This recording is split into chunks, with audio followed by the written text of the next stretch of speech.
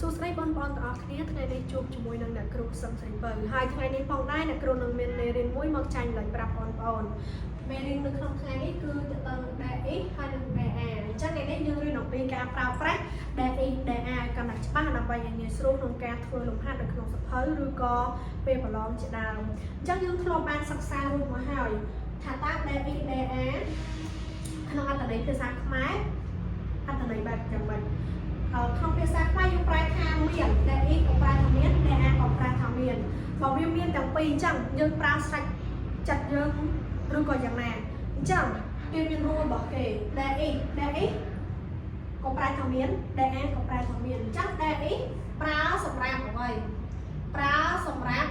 singular មានន័យថាប្រើសម្រាប់របស់អីមួយវត្ថុអីមួយដែលមានតែមួយ singular ហ្នឹងគឺឯកវចនៈប្រែថាមានតែមួយប្រើសម្រាប់ singular តែមួយរីឯ DA គឺផ្ទុយវិញគឺប្រើចាប់ពី2ឡើងទៅឬក៏ច្រើនដែលជាភាសាអង់គ្លេសគឺ plural ប្រើសម្រាប់ plural ហ្នឹងមានន័យថាពហុវចនៈចាប់ពី2ឡើងទៅអញ្ចឹងយើងដល់ការប្រើប្រាស់ហើយ DX និង DA យើងមិនអាចប្រើតាមចិត្តយើងបានទេគេមាន rule គេមកចង DX ហ្នឹងគឺប្រើសម្រាប់ singular រីឯ DA ប្រើសម្រាប់ plural ចាប់ពី2ឡើងទៅឬក៏ច្រើនចឹងមកអញ្ចឹងយើងមកមើលឧទាហរណ៍ទាំងអស់គ្នាឧទាហរណ៍ថា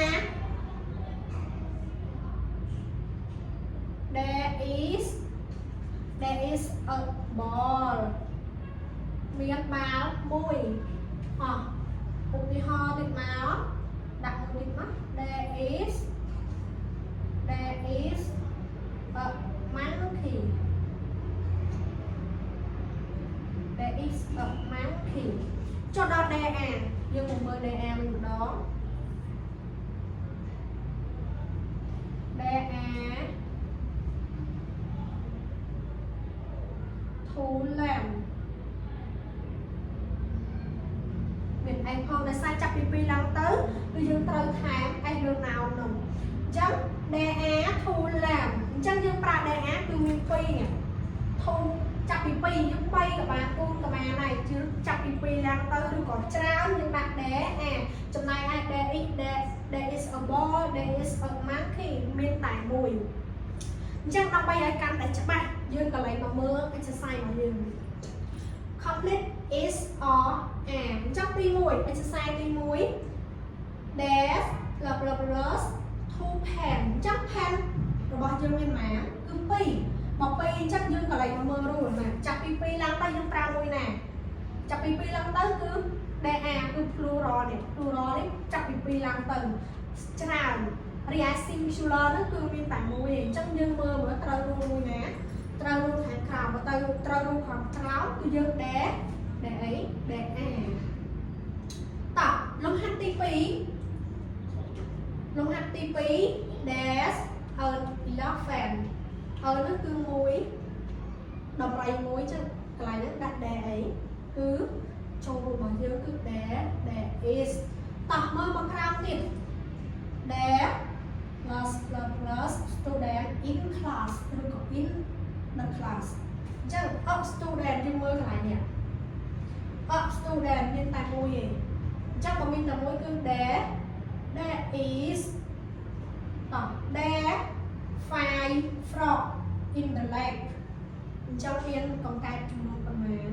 5កន្លែងនេះដាក់ s នេះ5 frog អញ្ចឹងមាន5កន្លែងនេះដៃគេ there very good there តោះ there plus a beautiful girl ឃើញមាននារីឬក៏ក្មេងស្រីដែលស្រស់ស្អាតមួយអញ្ចឹងកន្លែងនេះគឺដាក់